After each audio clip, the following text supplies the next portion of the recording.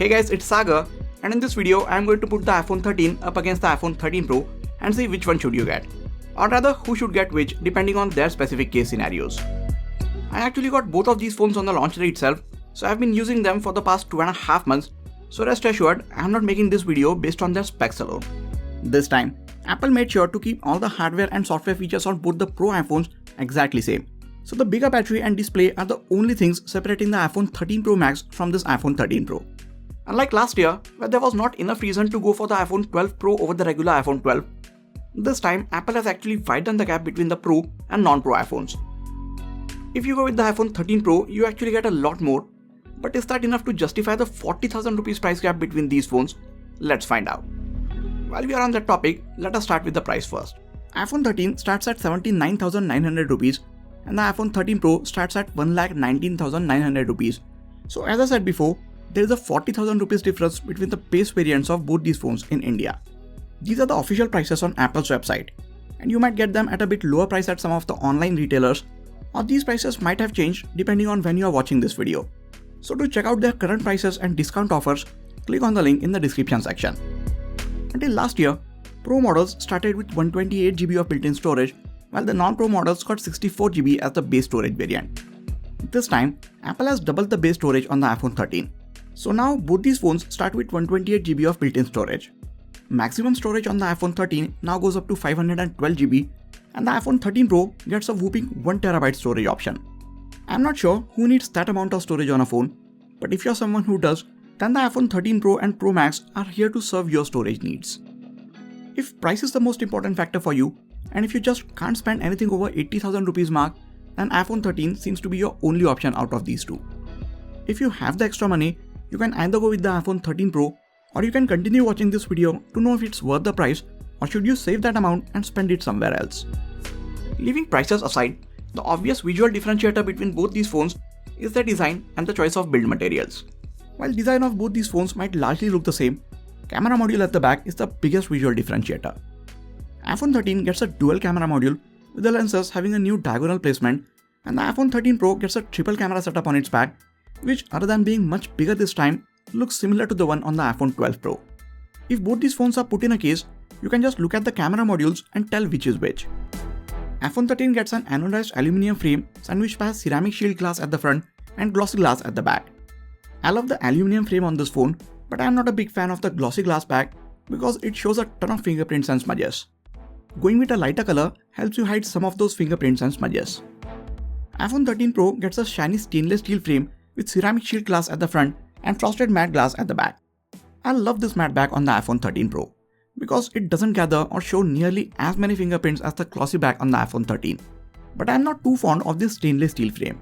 It looks really good when it is clean, but as it starts gathering all the smudges and fingerprints, it looks even worse than the back of the iPhone 13. I understand that stainless steel looks and feels more premium, but it also makes the iPhone 13 Pro a good 30 grams heavier than the regular iPhone 13. I know 30 grams doesn't seem like much, but you can definitely feel the extra weight of the iPhone 13 Pro when you're holding both of them side by side. At some point in the future, I really hope Apple makes a phone with matte back and aluminum sides. As tough as the glass on both these phones is, it is always a good idea to use a good quality tempered glass screen protector and case with your phone. As much as I like the frosted back on the iPhone 13 Pro, when it comes to using these phones without a case, I prefer holding the iPhone 13. It is lighter, its frame where we actually hold the phone doesn't gather or show fingerprints, and the glossy glass back offers a better grip than the frosted matte back of the iPhone 13 Pro, which is actually a bit slippery. These things of course don't matter if you are going to use a case with the phone. Both these phones get IP68 water and dust resistance rating, and they can survive being submerged under 6 meters of water for 30 minutes. From the front, both these phones look exactly same.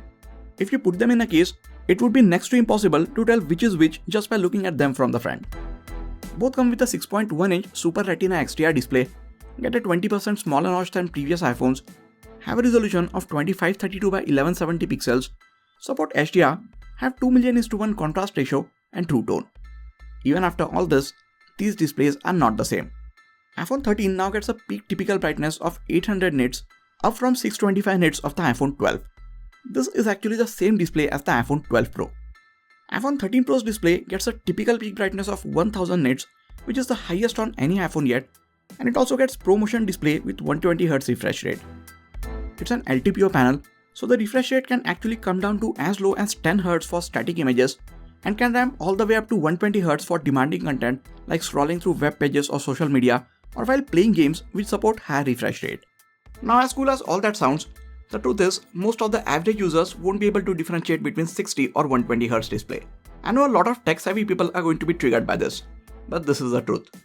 I can tell the difference and I obviously prefer the higher refresh rate displays, but I showed these phones to many non-tech-savvy people and none of them could tell the difference between 60 and 120Hz mode even after using the 120Hz mode for a long time and then switching back to the 60Hz mode.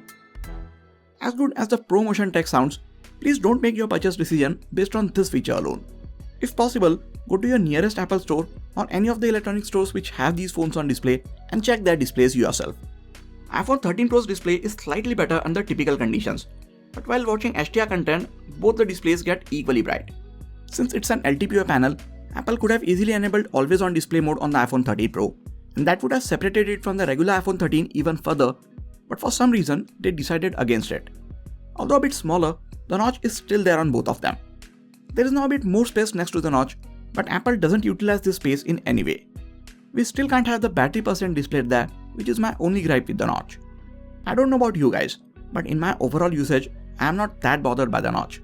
In fact, I feel it adds a bit of character to the iPhone. We still have Face ID as the only biometric method to unlock these iPhones.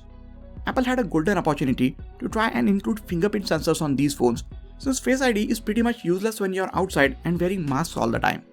If not below the display, they could have easily added a fingerprint sensor under the power button like they did with the iPad Air 4 last year and the new redesigned iPad Mini 6, which was actually launched alongside the iPhone 13. Before we go ahead, if you are new to this channel, please consider hitting the subscribe button and the bell icon next to it. It is free, and by doing so, you will make sure that you won't miss out on any of the amazing videos coming up on this channel. Other than the SIM tray, which is placed a bit lower on the iPhone 13, all the buttons and ports are on the exact same place on both these phones. The earpiece speaker on both the phones is now moved up closer to the frame compared to previous iPhones. Speakers on both the phones sound the same and are equally loud. Now let us move on to the things which are inside both these phones. On the face of it, both of them seem to have the same A15 Bionic SoC with 6-core CPU and 16-core neural engine. But there is one spec which is different on both these phones. iPhone 13 gets a 4-core GPU, whereas iPhone 13 Pro gets a 5-core GPU. Difference of 1 core might not sound that much, but graphics score of the iPhone 13 Pro is much higher than the iPhone 13. 13 Pro gets 6 GB of RAM compared to 4 GB on the iPhone 13, so that also improves the multitasking performance of the 13 Pro a little. That being said, no matter which of these phones you choose, performance will be the last thing that you will need to worry about for years to come. Both of them come with 5G antennas, and while 5G might be non-existent in most parts of the world right now, in the next couple of years it will be widely available, and since these phones last for 3, 4 or even 5 years, if you go with either of them, you will be ready for the 5G speeds whenever the networks are available. While the different specs might result in the iPhone 13 Pro earning more points in the benchmarks, these phones are so well optimized that you will barely see any difference in their real-life day-to-day performance.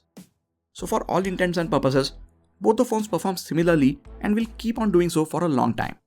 A big reason for this is the extremely well-optimized operating system. iOS is what pulls and keeps most people locked onto the iPhones.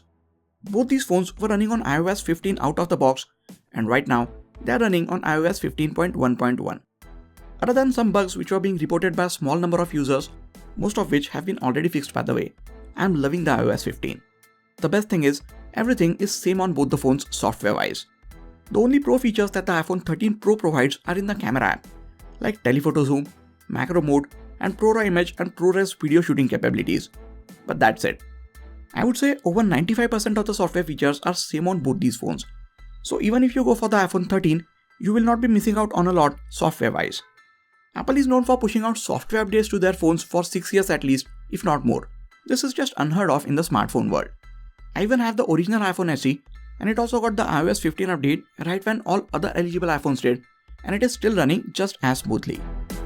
iPhone 13 gets a 30 to 27 mAh battery, whereas iPhone 13 Pro packs in a smaller 30-95 mAh battery. But thanks to the ProMotion tech and other optimizations, battery on the iPhone 13 Pro lasts a bit longer than the one on the iPhone 13.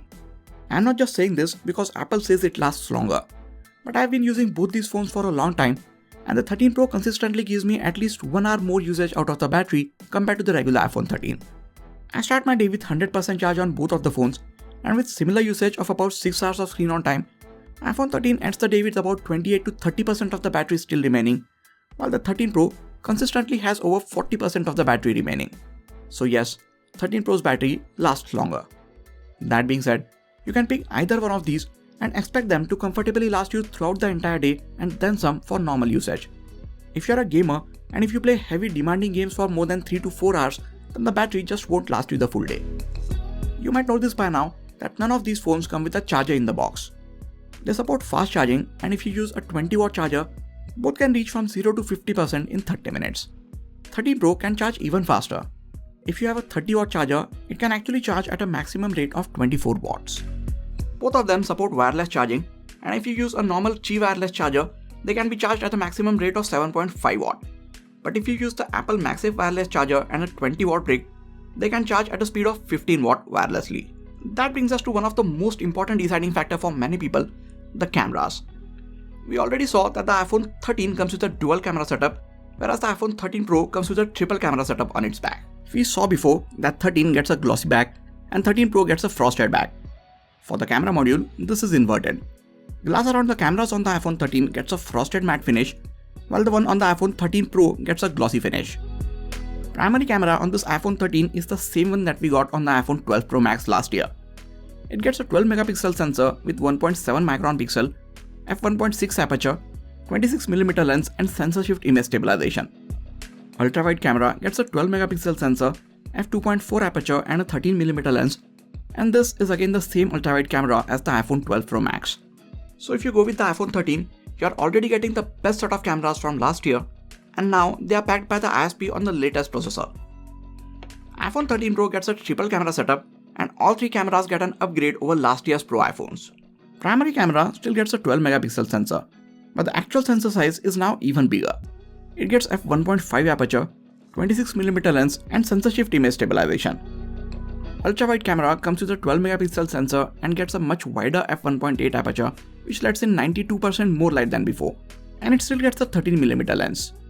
This camera now has focusing capabilities, so you can get as close as 2 cm to the subject and still be able to set the focus on it, which results in incredible macro shots. Third and the final camera also gets a 12 megapixel sensor, f2.8 aperture, which is narrower than before, but the focal length for this lens is now 3 times that of the primary camera.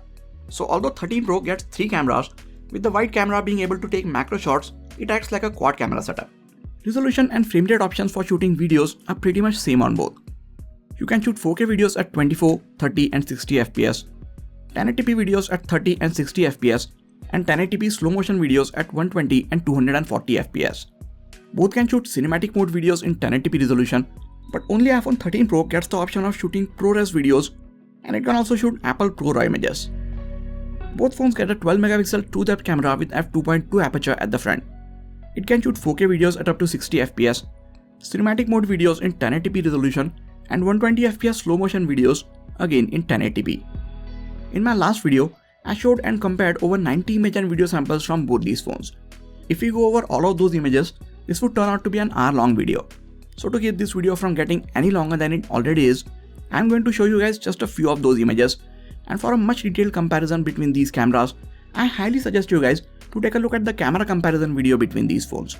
I will leave a card to that video on the top right corner of the screen and also link it in the description section.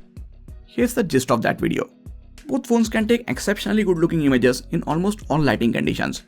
While the iPhone 13 Pro has a better sensor and wider aperture on the primary camera, that difference doesn't translate into its images that well, especially during the daytime. 13 Pro does deliver slightly better HDR shots, and it is nice to have the extra reach with the 3x telephoto lens. If you like to take macro shots, you will love the 13 Pro for it. These macro shots are detailed, colors look good, and you can get really close to the subject. Wide portraits look equally good from both, but the zoomed in portraits on the iPhone 13 Pro are on a whole new level. Thanks to the LiDAR sensor, it also manages to handle the edge detection better than the iPhone 13. As the light goes down, again the images are slightly better and have less noise from the iPhone 13 Pro. All this being said, you will notice these things only if you zoom in and compare these images side by side. Otherwise, on their own, images from the iPhone 13 look just as good. Selfies and videos look exactly same from both the phones, so for that purpose, you can choose either one of these. If you zoom in a lot while taking images, Or if you have the app for macro photography and you like to take bulk of your images in lower light, then you might want to consider going with the iPhone 13 Pro. For everything else, I would say iPhone 13 does a really good job. So if you want to get a very good set of cameras, but you also want to save some money, you might want to go with the iPhone 13. These were all the things that I had for you in this comparison. Let us do a quick recap of what the iPhone 13 Pro offers over the regular iPhone 13. It gets a shiny stainless steel frame, matte glass back, arguably a more premium feel in hand, triple cameras on the back, LiDAR sensor, 3x optical zoom, macro mode and the ability to shoot ProRAW images and ProRes video. Brighter display with 120Hz ProMotion, 6GB of RAM, 5-core GPU, 1TB storage option, better battery backup and slightly faster charging speed if you get the right charger. Now you will have to decide if these features are worth the extra 40,000 rupees to you or not. To make it a bit easier, here's who I think should go for the iPhone 13 Pro. If you're someone who doesn't mind spending the extra amount over the regular iPhone 13. If you're someone who likes to handle a premium phone. If you absolutely need the higher refresh rate display. If you want better battery backup. Or if you're someone who wants better or more versatile set of cameras. And now, here is who I think the iPhone 13 is for. If you're someone who wants to save some money. If you want a lighter phone. If you don't care about higher or variable refresh rate display. If you want more color options to choose from. Or if you don't use the camera all that much. Now figure out which of these two categories do you fall into and decide accordingly. Whatever your decision is, don't forget to let us know in the comments. That is it for this video guys. Please hit the like button if you enjoyed this video and subscribe to the channel for a lot more quality tech videos like this. You can also check out some of the other videos from this channel. This has been Sagar and I'll catch you guys in the next video. Take care.